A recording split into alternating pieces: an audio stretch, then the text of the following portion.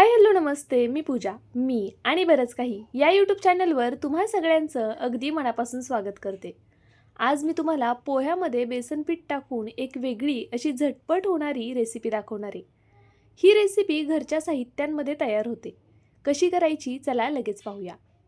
पहा, यासाठी मी इथे 1 वाटी भरून पोहे घेतलेले आहेत. नेहमी कांदा पोहे खाऊन कंटाळा येतो ना, कधीतरी पोह्याचा असा प्रकारसुद्धा करून पहा, घरातल्यांना नक्कीच आवडेल. इथे पोहे आपल्याला आधी निवडून घ्यायचे. त्यानंतरनं हे पोहे मी स्वच्छ 2 पाण्याने धुवून घेणार आहे. तर पहा, हलक्या हाताने चोळून असे 2 पाण्याने आपल्याला हे पोहे धुवून घ्यायचेत. यामध्ये बऱ्यापैकी कचरा वगैरे असतो, तो निघून जातो, म्हणून असे 2 पाण्याने हे पोहे मी धुवून घेणार आहे. तर इथे मी 2 पाण्याने पोहे धुवून घेतले आणि यामध्ये जवळपास 1-2 चमचे पाणी असंच ठेवलेलं आहे, म्हणजे पोहे व्यवस्थित भिजले जातील. आता झाकण ठेवून एक 5-10 मिनिटासाठी हे पोहे साईडला ठेवून देऊया. तोपर्यंत पुढची तयारी करून घेऊया. इथे एका मिक्सरच्या भांड्यामध्ये 4-5 पाकळ्या लसणाच्या घ्यायच्या आहेत. सोबतच तुम्हाला आवडत असेल तितपत मिरच्या घ्यायच्या आहेत. तुम्ही तिखट किती प्रमाणात खाता त्यानुसार मिरच्या इथे तुम्हाला घ्यायच्या आहेत. इथे मी 3 हिरव्या मिरच्यांचा वापर केलेला आहे. आता आपल्याला हे वाटण मिक्सरला ऑन ऑफ मोडवरती वाटून घ्यायचं आहे, अगदी या पद्धतीने. पहा, आता मिरची वाटून झाली. आपले पोहे भिजलेत का ते पाहूया. इथे जवळपास 5-1 मिनिटातच पोहे व्यवस्थित भिजले जातात. अगदी या पद्धतीने आता आपण हलक्या हाताने याला थोडंसं कुस्करून घेऊया. अशा पद्धतीने ह्याला पोह्यांना आपल्याला एकजीव करून घ्यायचे, असं थोडंसं मॅश करून घ्यायचे. त्यानंतरनं आपण जे 1 वाटी बेसन पीठ घेतलं होतं ते यामध्ये घालून घेऊया. तर पहा, 1 वाटी मी इथे बेसन पीठ घेतलं, सोबतच 1 वाटी गव्हाचं पीठ घेणार आहे. घरच्या साहित्यामध्ये अतिशय कमी साहित्यात आणि झटपट ही रेसिपी तयार होते. आता यामध्ये जवळपास 2 चमचे इतपत मी बारीक रवा घातला आहे. बारीक रवा आवर्जून घाला, त्यामुळे रेसिपी छान कुरकुरीत क्रिस्पी होते. आता यात मी कोथिंबीर आणि बारीक चिरलेला कांदा घालून घेतला. सोबतच 1.5 चमचा इतपत आपल्याला पांढरे तीळ घालायचे. त्यानंतरनं मी इथे एक लहान चमचा भरून ओवा घेणार आहे आणि हा ओवासुद्धा आपल्याला हातावरती असा क्रश करून घालायचा आहे. त्यामुळे ओव्याचा सुगंध या रेसिपीमध्ये छान येईल. तर पहा, मी इथे हातावरती क्रश करून हा ओवासुद्धा घालून घेतला. आता यामध्ये थोडीशी हळद घालूया, ज्यामुळे आपल्या पदार्थाला रंगसुद्धा मस्त येईल. सोबतच मी इथे 1.5 चमचा बेडगी मिरची पावडरचा वापर करणार आहे. बेडगी मिरची पावडरमुळे आपला पदार्थ दिसायला छान दिसेल. तर पहा, मी इथे बेडगी मिरची पावडर 1.5 चमचा घालून घेतली. आता आपण जी मिरची आणि लसूण मिक्सरला वाटून ठेवलं होतं ते घालून घेऊया. जवळपास इथे 1 चमचाभर मिरची आणि लसणाची ही पेस्ट आहे. चवीनुसार मीठ ॲड करायचे आणि हे सर्व साहित्य एकजीव करून घ्यायचे. तुम्हाला हवं असल्यास तुम्ही यामध्ये अर्ध्या लिंबाचा रस घालू शकता, सोबतच किसलेलं गाजर घालू शकता, सिमला मिरचीसुद्धा अगदी बारीक चिरून घालू शकता, बटाटा किसून घालू शकता. तुम्हाला आवडतील त्या भाज्या तुम्ही यामध्ये घालू शकता. त्याचबरोबर पालेभाज्यांचा सुद्धा तुम्ही यामध्ये वापर करू शकता. आता आपल्याला हे सर्व छान असं एकजीव करून घ्यायचे. गरज पडली तर यामध्ये थोडं थोडं करून आपल्याला पाणी घालायचे. खूप जास्त पाणी घालू नका, अगदी थोडं थोडं करून पाणी घाला सुरुवातीला. असं यामध्ये मला फारसं पाणी लागलेलं नाही आहे. 3-4 चमचे फक्त पाण्याचा वापर केला आहे मी आणि हे पीठ व्यवस्थित असं मळून घेणार आहे. तर पहा, अगदी हलकं हलकं असं पाणी घालून मी हे पीठ व्यवस्थित असं मळून घेतलेलं आहे. खूप पातळ करायचं नाही आहे आणि अगदीच घट्टही ठेवायचं नाही आहे. आपण नेहमी भाकरीचं पीठ मळतो ना भाकरी करण्यासाठी, अगदी त्या पद्धतीने हे पीठ आपल्याला मळून घ्यायचे. आता याला वरतून थोडंसं तेल लावून घेते आणि पुन्हा हे पीठ एकसारखं करून घेते.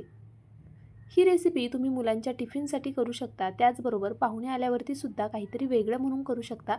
ही रेसिपी तयार करायला फारसा वेळ लागत नाही. 15-20 मिनिटात ही रेसिपी आरामात बनून तयार होते. आता याचे मी असे छोटे छोटे गोळे तयार करून घेणार आहे.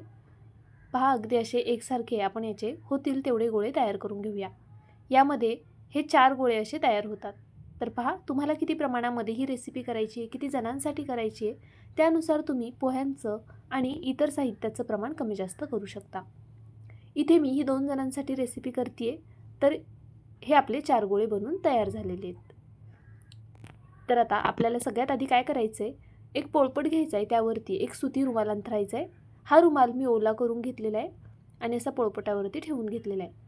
जर तुमच्याकडे सुती रुमाल नसेल, बटर पेपर असेल, त्यावरसुद्धा तुम्ही ही रेसिपी तयार करून घेऊ शकता किंवा डायरेक्ट पॅनमध्ये सुद्धा तुम्ही हे असं थापून घेऊ शकता. थोडक्यात आपण हे पोह्यांचे थालीपीठ करतो आहे. घरच्या साहित्यामध्ये कमीत कमी साहित्यांमध्ये तयार होणारी ही रेसिपी आहे. अगदी झटपट तयार होते. पहा, हाताला थोडंसं पाणी घ्यायचे आणि अशा पद्धतीने हे थालीपीठ आपल्याला थापून घ्यायचे. थालीपीठ जमेल तितकं पातळ थापायचं, म्हणजे ते लवकर भाजलं जातं आणि खायलासुद्धा छान असं खमंग लागतं. इथे मी पॅन गरम करून घेतलेला आहे. त्यावरती आपल्याला तूप, बटर किंवा तेल घालून घ्यायचे. आत्ता मी तेलाचा वापर केला आहे. तुम्ही तूप किंवा बटरसुद्धा वापरू शकता. आता यावरती आपण हे थालीपीठ अगदी अलगद असं घालून घेऊया आणि हा रुमाल असा काढून घ्यायचा आहे. तर पहा, गॅसची फ्लेम मीडियम आहे. मीडियम टू हाय फ्लेमवर आपल्याला ही थालीपीठ आता भाजून घ्यायची आहेत. याच्या होलमध्ये अशा पद्धतीने तेल घालूया आणि वरतून सुद्धा थोडं तेल लावून घेऊया. थालीपीठांना थोडं तेल, बटर किंवा तूप थोडंसं जास्त प्रमाणात वापरलं ना की ते खायला जास्त खमंग आणि कुरकुरीत होतात. जर तुम्हाला तेल जास्त आवडत नसेल तर तुम्ही कमी तेलामध्ये सुद्धा ही थालीपीठं आरामात भाजू शकता. घरच्या साहित्यात तयार होतात आणि आपण सगळं पौष्टिक वापरलेलं आहे, त्यामुळे लहान मुलांसाठी सुद्धा उत्तम आहे. टिफिनला रोज रोज तीच भाजी चपाती नको वाटते मुलांनासुद्धा. त्यावेळी असं काहीतरी वेगळं आणि झटपट होणारं नक्कीच करून पहा. तर पहा, अशा मस्त गोल्डन सोनेरी रंगावरती मी ही थालीपीठं भाजून घेणार आहे. इथे आपलं एक थालीपीठ भाजून झालेलं आहे. आता दुसरं थालीपीठ टाकताना पुन्हा आपल्याला तव्याला अगदी थोडंसं तेल लावायचं आहे. सुरुवातीला आपण थोडं जास्त तेल लावलं होतं, नंतरच्या थालीपीठांना कमी कमी तेल लावलं तरी आरामात ती भाजली जातात. पहा, अशा पद्धतीने आता हे थालीपीठ मी यावरती घालून घेतलं. साईडनी थोडं तेल सोडूया आणि याच्या होलमध्ये सुद्धा असं तेल घालून घेऊया. आता हे थालीपीठसुद्धा मी असंच मीडियम टू हाय फ्लेमवरती अलटीपलटी करून भाजून घेणार आहे. थालीपीठं जास्त जाड करू नका, नाहीतर मग ती आतमध्ये कच्ची राहतील. अशी जरा पातळ अशी केली की ती लवकरसुद्धा भाजली जातात. तर पहा, इथे आपलं हे सुद्धा थालीपीठ छान असं खमंग भाजलं गेलेलं आहे. आता ही थालीपीठं खायची कशासोबत ते सुद्धा सांगते. व्हिडिओ इथपर्यंत पाहिला आहे. व्हिडिओ थोडा जरी आवडला असेल, रेसिपी आपली आवडली असेल तर व्हिडिओला एक लाईक करा. नवीन असाल तर सबस्क्राईब करून घ्या. त्याचबरोबर मित्रमैत्रिणींना हा व्हिडिओ शेअर करायला मात्र विसरू नका. पहा, आपले थालीपीठ इथे तयार झालेले आहे. मस्त असं पातळ थालीपीठ मी हे करून घेतलेलं आहे. खायला खूप जास्त चविष्ट लागतं. हे तुम्ही कोणत्याही प्रकारच्या चटणीसोबत, दह्यासोबत, लोणच्यासोबत खाऊ शकता. मी इथे मेयोनीज आणि शेजवान चटणी घेतलेली आहे.